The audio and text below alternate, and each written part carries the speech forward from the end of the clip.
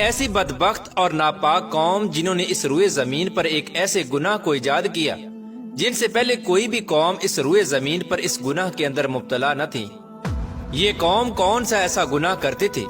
جس کی وجہ سے اس کو دنیا کی سب سے بدترین قوم کہا جاتا ہے؟ وہ گناہ کون سا تھا جو یہ لوگ کرتے تھے، اور یہ لوگ اس گناہ کے اندر کس طرح مبتلا ہوئے، اور اس دنیا کے اندر ہم جنس پرستی کی ابتدا کیسے ہوئی، اور پھر اللہ تبارک و تعالی نے اس قوم پر آگ اور پتھروں کا عذاب کیوں نازل فرمایا، اور اس بدبخت قوم کے کچھ لوگ پتھروں کے کیوں بنا دیے گئے جو آج بھی دنیا کے لیے عبرت کا نشان بنے ہوئے ہیں۔ پیارا دوستو، آج کی اس ویڈیو میں ہم آپ کو بتائیں گے کہ دنیا کی سب سے پہلی ہم جنس پرست قوم کون تھی، اور دنیا کے اندر ہم جنس پرستی کا آغاز کیسے ہوا، اور سب سے پہلے دنیا میں ہم جنس پرستی کس نے کروائی، اور کس طرح اس گناہ کی بنیاد رکھی گئی۔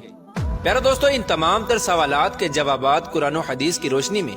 آج کی اس ویڈیو میں ہم آپ کو بتائیں گے، لہٰذا آپ سے گزارش ہے کہ ہماری اس ویڈیو کو اینڈ تک ضرور دیکھیے گا۔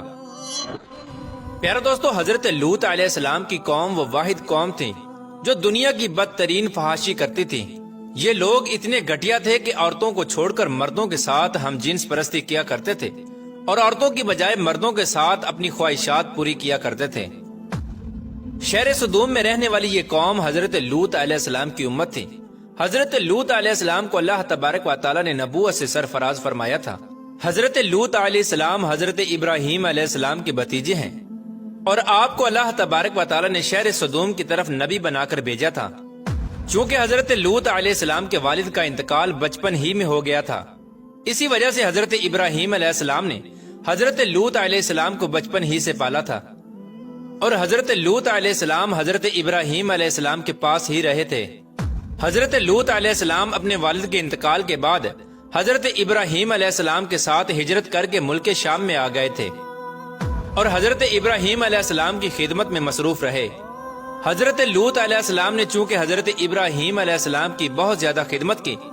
تو حضرت ابراہیم علیہ السلام نے اللہ تبارک و تعالیٰ کی بارگاہ میں دعا کی، تو اللہ تبارک و تعالیٰ نے حضرت ابراہیم علیہ السلام کی خدمت اور دعا کے صدقے حضرت لوط علیہ السلام کو نبوت عطا فرمائی۔ پیارا دوستو، حضرت لوط علیہ السلام کی قوم دنیا کی بدترین قوم ہے، اور یہ عورتوں کو چھوڑ کر مردوں کے ساتھ اپنی خواہشات پوری کیا کرتے تھے۔ لیکن یہ لوگ اس گناہ کے اندر مبتلا کس طرح ہوئے، اور کس چیز نے اس قوم کو اس گناہ پر اکسایا؟ اس کے بارے میں روایات میں آتا ہے کہ جس شہر میں یہ قوم رہتی تھی اس شہر کو سدوم کہتے ہیں۔ شہر سدوم ایک ایسا علاقہ تھا جہاں پر اللہ تبارک و تعالیٰ کا خاص فضل و کرم تھا۔ یہاں پر سر سبز و شاداب باغات اور ہر طرف لہلہاتے کھیت تھے۔ اس علاقے میں پھلوں اور اناج کی بے شمار پیداوار ہوتی تھی۔ شہر سدوم کا یہ علاقہ ہر لحاظ سے خوشحال تھا۔ یہی وجہ تھی کہ آس پاس کے لوگ شہر سدوم میں اپنی زندگی کی اشیاء ضروریہ کو حاصل کرنے کے لیے اس شہر میں آیا کرتے تھے۔ لیکن شہر سدوم کے رہنے والے لوگوں کو یہ بات بالکل بھی ہضم نہ ہوئی۔ ان کا یہ خیال تھا کہ شہر سدوم میں پیدا ہونے والے اناج اور غلوں پر صرف انہی کا حق ہے۔ اسی لیے قوم لوط آس پاس کے علاقوں سے آنے والے لوگوں سے بہت تنگ تھے۔ ایک دن قوم لوط کے کچھ لوگ اسی بات پر جھگڑا کر رہے تھے کہ شیطان ایک بوڑھے کی صورت میں ان کی مجلس میں آیا اور ان لوگوں سے کہنے لگا کہ اگر تم لوگ ان مسافروں سے اپنی جان چھڑانا چاہتے ہو تو جو میں کہتا ہوں وہ کرنا پڑے گا۔ چنانچہ شیطان کی یہ بات سن کر لوگ شیطان سے پوچھنے لگے کہ وہ کون سا کام ہے جس کے کرنے کی وجہ سے ہمیں ان مسافروں سے چھٹکارا حاصل ہو سکتا ہے۔ تو شیطان نے کہا کہ میں تمہیں کل بتاؤں گا۔ چنانچہ کل شیطان ایک خوبصورت نوجوان لڑکے کی صورت میں ان لوگوں کے پاس آیا اور شہر سدوم کے لوگوں کو اپنی طرف مائل کرنے لگا، یہاں تک کہ شہر سدوم کے لوگ اس لڑکے کی طرف مائل ہو گئے اور اس خوبصورت لڑکے کے ساتھ زنا کر بیٹھے۔ اس بدکاری کے بعد شیطان نے ان لوگوں سے کہا کہ اگر تم لوگ آنے جانے والے مسافروں سے اپنی جان چھڑانا چاہتے ہو تو تم لوگ ہر آنے والے مسافر کے ساتھ یہی بدفعلی کیا کرو۔ جب تم لوگ ہر آنے والے مسافر کے ساتھ یہ بدفعلی کیا کرو گے تو کوئی بھی مسافر تمہارے علاقے میں داخل نہ ہوگا۔ پیارے دوستو، اس طرح شیطان نے سب سے پہلے اس قوم سے بدفعلی کروائی، اور اس گناہ کا اس قوم کو ایسا چسکا لگا کہ وہ اس گناہ کے عادی بن گئے، اور نوبت یہاں تک پہنچ گئی کہ لوگ عورتوں کو چھوڑ کر مردوں کے ساتھ اپنی جنسی تعلقات قائم کرنے لگے اور اپنی خواہشات پوری کرنے لگے۔ یہ گناہ شہر صدوم کے اندر اس قدر عام ہو گیا کہ ہر گھر میں یہ گناہ ہونے لگا اور کوئی بھی محفل اس گناہ سے خالی نہ ہوتی۔ ادھر جب حضرت لوط علیہ السلام کو اپنی قوم کے اس فعل کا پتہ چلا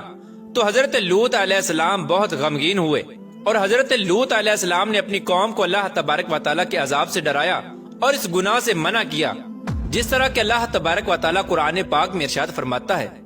اور کیا وہ بے حیائی کرتے ہو جو تم سے پہلے جہاں میں کسی نے نہ کی؟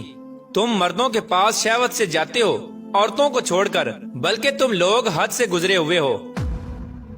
پیارا دوستو، یہ بدبخت قوم اس گناہ کے اندر اس قدر مبتلا ہو گئی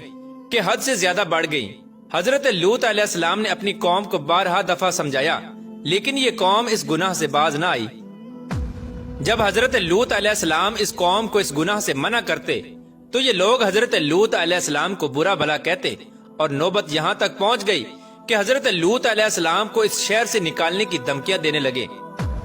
جس طرح کہ اللہ تبارک و تعالیٰ قرآن پاک میں ارشاد فرماتا ہے، اور اس کی قوم کا کچھ جواب نہ تھا مگر یہی کہ ان کا کہنا تھا کہ اپنی بستی سے نکال دو، یہ لوگ پاکیزگی چاہتے ہیں۔